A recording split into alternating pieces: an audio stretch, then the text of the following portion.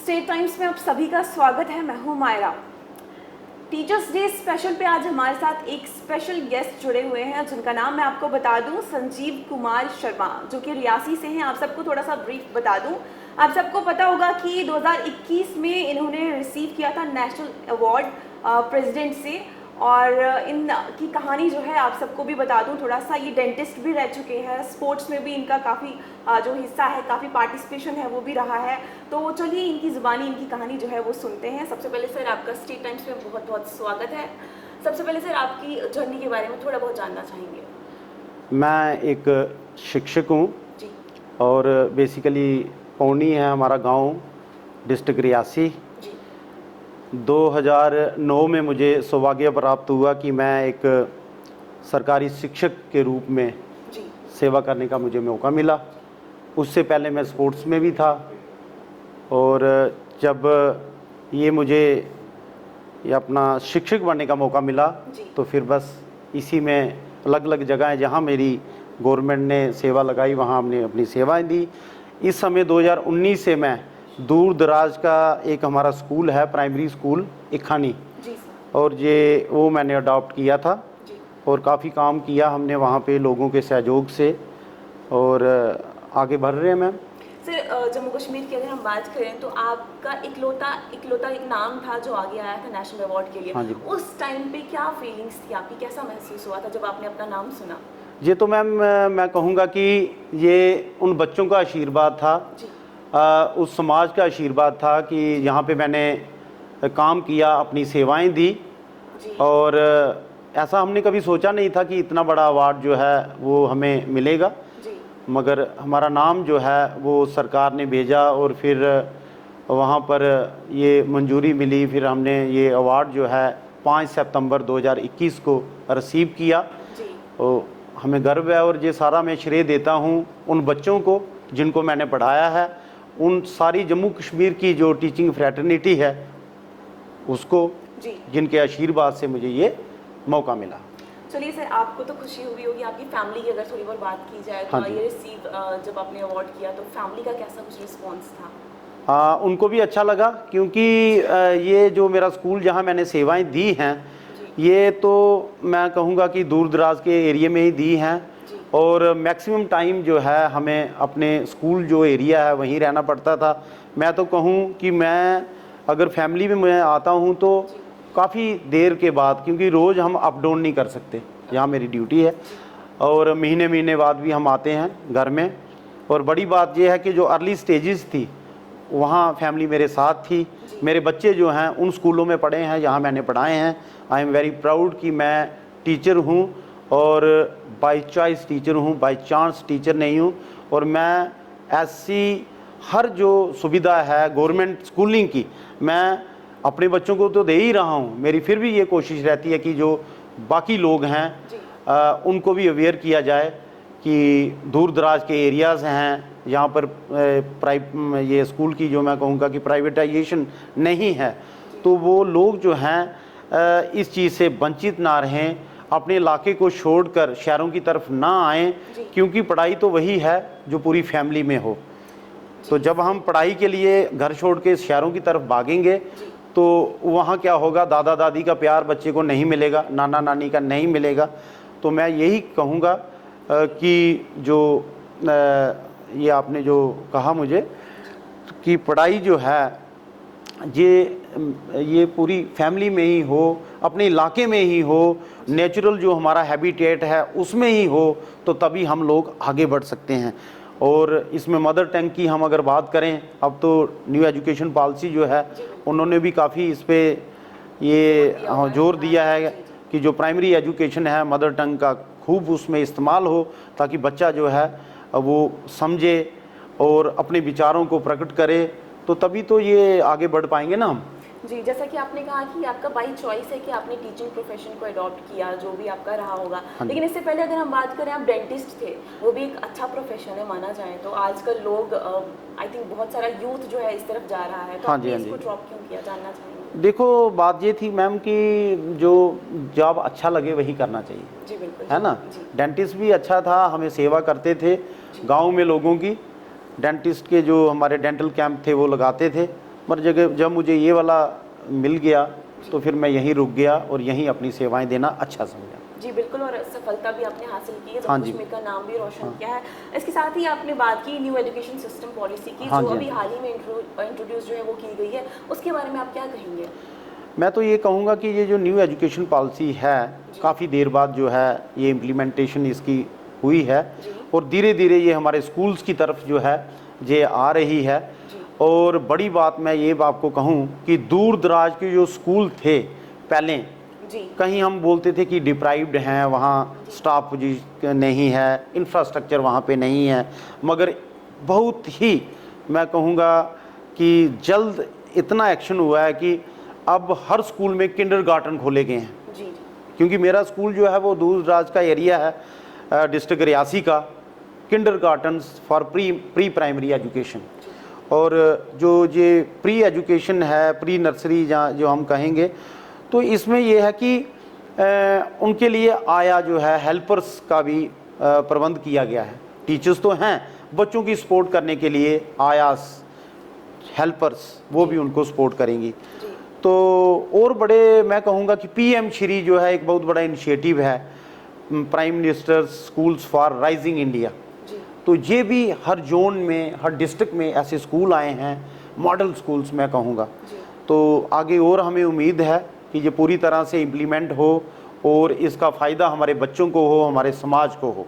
Sir, आपके विचार भी थोड़ा जानना चाहूँगी। अगर देखा जाए आज के टाइम पे तो पेरेंट्स ज़्यादा प्रेफर करते हैं कि बच्चों को प्राइवेट स्कूल में भेजा जाए एज़ कम्पेयर टू अगर गवर्नमेंट स्कूल्स की बात की जाए। लेकिन ये है कि गवर्नमेंट स्कूल्स में भी उसी तरह से पढ़ाया जाता है, टीचिंग जो स्टाफ है वो भी इतना पढ़ा लिखा होता है कि वो बच्चों को उतनी टीचिंग्स दे। तो ऐसा क्यों होता है सर?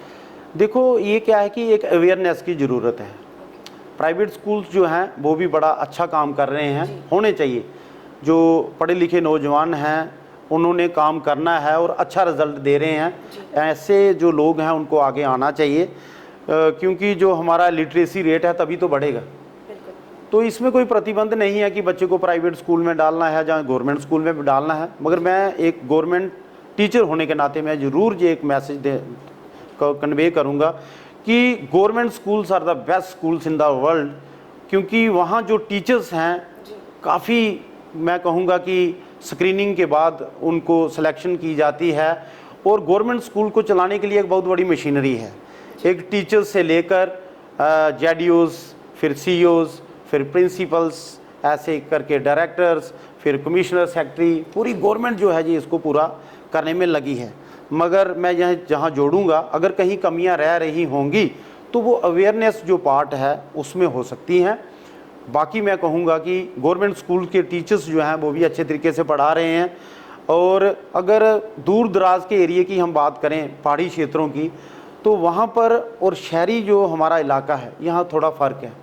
क्योंकि जो दूर दराज के एरियाज़ हैं वहाँ पहले नंबर तो पेरेंट्स को, समाज को अवेयर करने की ज़रूरत है। किसी ने कहा है कि as is the community so is the school. जैसा समाज होगा वैसे स्कूल होंगे। अगर समाज पढ़ा लिखा होगा तो स्कूल भी हमारे जो होंगे वो मैं कहूँगा कि एक समृद्ध स्कूल होंगे, अच्छे स्कूल चलने वाले होंगे।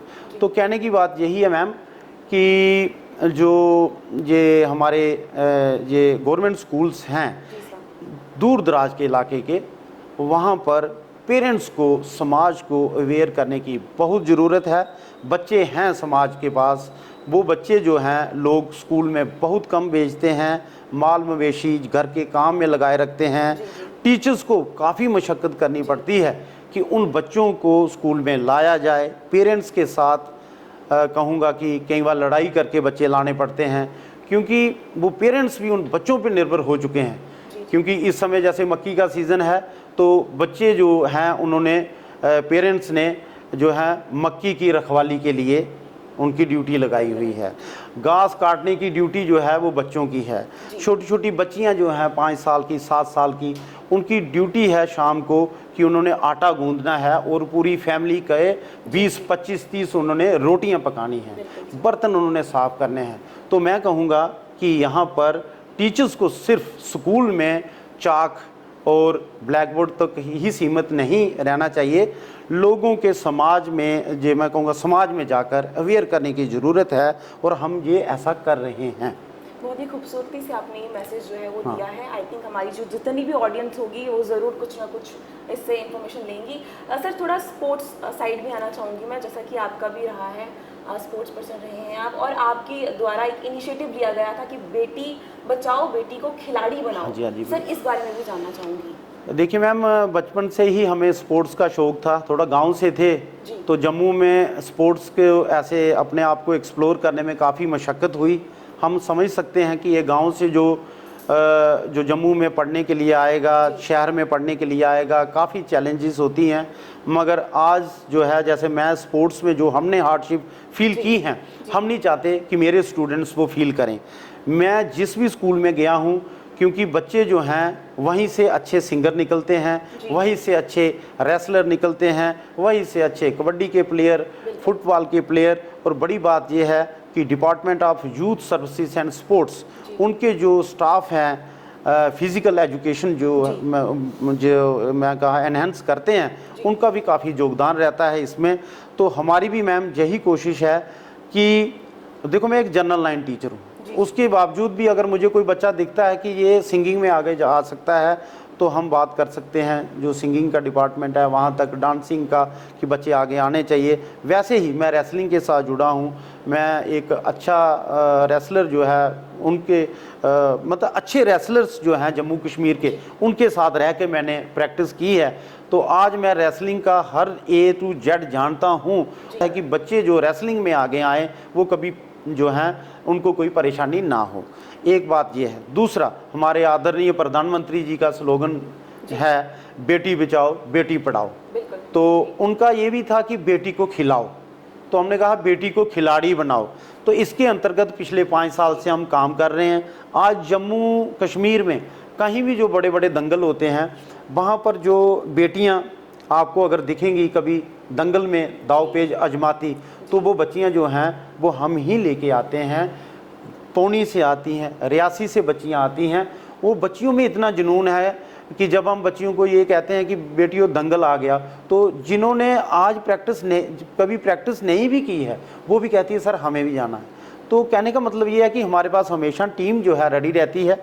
बड़ी खुशी की बात ये है कि अब हमारे जम्मू में जो वुमेन रेसलिंग कोच है हमारी टीम के साथ, वो भी जुड़ चुके हैं।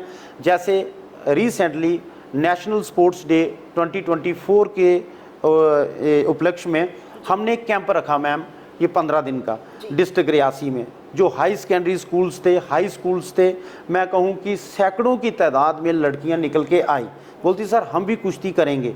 तो हमने कहा भाई पहले सीखो, सीखने के लिए आपके पास वुमेन रेसलिंग कोच आ चुके हैं, आप सीखो। और फिर जो अलग अलग हमारे पास ये होंगे कंपटीशन होंगे, district level, state level, national level, तो वहाँ पर भी हम बच्चियों को लेके जाएंगे। हमारा एक ही सपना है कि हमारी जो पहाड़ों की बच्चियाँ हैं वो किसी भी क्षेत्र में कम नहीं है। स्ट्रेंथ उनके पास बहुत है, एंडोरेंस उनके पास बहुत है, क्योंकि वो घर का सारा काम बनाती हैं। उनको तो मैं कहूँगा कि जहाँ जैसे हम सिटी में हैं, हमें जिम जाना है, जहाँ बॉडी का मेकअप करना है, वो तो उनका नेचुरल है। तो उन बच्चियों को सिर्फ़ और सिर्फ स्किल्स जो हैं वो प्रोवाइड करने की ज़रूरत है, उनके स्किल्स को शार्पन करने की ज़रूरत है। वो बच्चियाँ आगे जाएंगी और हमारी ये एक कोशिश है। सर आप, मुझे लगता है आप काफ़ी मोटिवेटेड हैं और आपके आसपास जितने भी लोग हैं सबको आप अच्छे से मोटिवेट कर सकते हैं। आपको मोटिवेट कौन करता है? देखिए, ये बड़ा आपने अच्छा जो है ये सवाल पूछा। देखो, जो मेरे गुरु हैं ना, तो मैं गुरु ही जो हैं उनकी शिक्षा ही हमेशा प्रेरित करती है। मेरे गुरु प्राइमरी एजुकेशन से लेकर आज तक जो हैं वो आज भी हमारे प्रेरणा स्रोत हैं। बड़ी बात यह है कि मेरी मदर, मेरे फादर, तो वो हमेशा हमें प्रेरित करते रहते हैं। स्टार्टिंग में जो हमारा बेसिक एजुकेशन है, माँ ही जो है वो सबसे बड़ी टीचर होते हैं। तो उनकी जो एजुकेशन है, उनका जो ब्रिंगअप हमें लेके यहाँ तक आए, वो काफ़ी मैं कहूँगा कि एक मेहनत से भरा हुआ और काफ़ी हार्डशिप्स से निकल के हम आए हैं। और हम हमेशा जो है चाहते हैं कि जो लाइफ है ये इसको जब भी आगे ले जाना है तो मेहनत से ही इसको ले जाना है। तो ये मैं गुरुओं को क्रेडिट दूंगा, अपने माँ बाप को दूंगा, और बड़ी बात ये है जो मेरी वाइफ हैं तो मैं उनको दूंगा जो सपोर्ट करते हैं। मैं दूर दराज के इलाके में नौकरी कर रहा हूँ, मैं एक टीचर हूँ, हमारा भी मन करता है कि हम रोज़ घर जाएं, हम रोज़ शाम को बच्चों के साथ जाकर खाना खाएं। तो हम दूर दराज हैं, क्यों हैं? क्योंकि वहाँ बहुत सारी चैलेंजेस हैं। अगर हम रोज़ घर आएंगे, जम्मू आएंगे, रियासी आएंगे, हम दूसरे दिन जो है स्कूल में टाइम से नहीं पहुँचेंगे। जब टाइम से नहीं पहुँचेंगे तो बच्चे हम लोगों के घरों से जाकर मना के कब लाएंगे, अवेयर कब करेंगे? तो ये एक बात है, ये काम है, काम करना चाहिए। नौकरी जो है पूरी उम्र नहीं करनी है, इसका भी टाइम पीरियड है, 10-12 साल जो बचे हैं अच्छे तरीके से करना है, और फिर आगे जो भी होगा वो करेंगे। मैम सर, अंत में मैं चाहती हूँ हमारी ऑडियंस को एक अच्छा सा कोई मैसेज आप देना चाहोगे तो? हाँ, यहाँ मैं सबसे ज़्यादा मैसेज तो सोसाइटी को दूंगा। पहले number being a government teacher मैं यही कहूँगा कि आज ज़्यादा भटकने की ज़रूरत नहीं है पेरेंट्स को, आज इतनी मेहनत करने की ज़रूरत नहीं है पेरेंट्स को। मैं ये कहूँगा दूर दराज के इलाके के जो पेरेंट्स जो हैं, मैं उनसे निवेदन करूँगा कि अपने बच्चों की पढ़ाई के लिए आपको अपना गांव, अपना शहर, अपने वातावरण जो अच्छा हैबिटेट है आपका, रिफ़्रेशिंग मैं कहूँगा, उसको छोड़ के सिटी की तरफ मत भागो। सिटीज़ जो हैं वो आगे बहुत कंजस्टेड हैं। आप अपने बच्चों की पढ़ाई उन्हीं गवर्नमेंट स्कूल में कराएं जहाँ पर सरकार ने आपको इतने अच्छे, इतने ब्यूटीफुल स्कूल्स जो हैं खोल के दिए हैं, इतना अच्छा टैलेंटेड जो है स्किलफुल स्टाफ जो है दिया हुआ है। आप बस एक ये काम करें कि टीचर्स के साथ, स्कूल्स के साथ एक अच्छा संबंध बना के रखें, टीचर्स से मिलते रहें। टीचर्स जो है वो भी हर मैं कहूँगा कि एंड ऑफ द मंथ जो है 26 से लेकर 29 तक वो पेरेंट टीचर मीटिंग करते हैं, जो है एनरोलमेंट ड्राइव्स की जाती हैं। मैं चाहता हूँ कि आप अपने बच्चों को जितनी भी गवर्नमेंट की स्कीम्स हैं, चाहे वो free supply of the books है, चाहे वो मिड डे मील की फैसिलिटी है, चाहे वो uniform, free distribution of uniforms जो कि बच्चों के ही खातों में जो है डायरेक्ट जो है बेनिफिशरी से उनके खातों में पैसे जा रहे हैं, बड़ी बड़ी मेडिकल्स की फैसिलिटीज़, बड़े स्पोर्ट्स की फैसिलिटीज़, और ना जाने कितनी फैसिलिटीज़ जो हैं गवर्नमेंट की, उनका लाभ उठाएं। और आप अपने बच्चों को तभी आगे ले जा सकते हो जब आप अपने घर के पास, आपके डोर स्टेप्स पे जो स्कूल खुले हैं उनका आप फ़ायदा लोगे, और तभी हमारे बच्चे जो हैं वो आगे जो हैं वो जा सकते हैं। और मैं बच्चों को भी एक मैसेज दूंगा आज टीचर्स डे के ऊपर कि जितनी इज्जत, जितना मान सम्मान आप अपने गुरुओं को दोगे, आप नेचुरली जो है वो आगे बढ़ोगे। और टीचर्स भाइयों बहनों के लिए भी मैं एक ये ज़रूर हाथ जोड़ के उनसे विनती करूंगा कि जो दूर दराज के इलाके हैं ना, वहाँ पर अपनी सेवाएं ज़रूर दें, क्योंकि सही टैलेंट जो है वो गांव में है।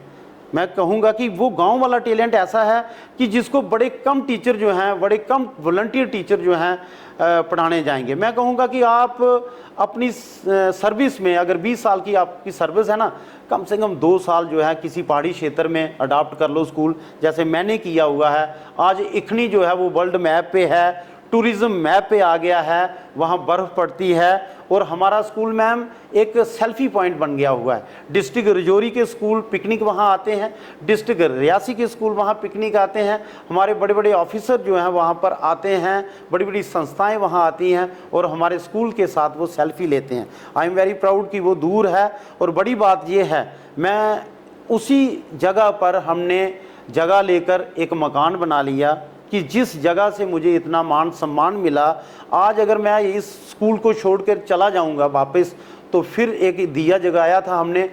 तो मैं ये नहीं कहूँगा टीचरों की कमी नहीं है, मगर मैं टीचर्स के साथ ये जोड़ रहा हूँ कि ऐसे स्कूल्स में अगर एक टीचर जाता है तो उसको सपोर्ट करने के लिए दूसरा पहुँचना चाहिए।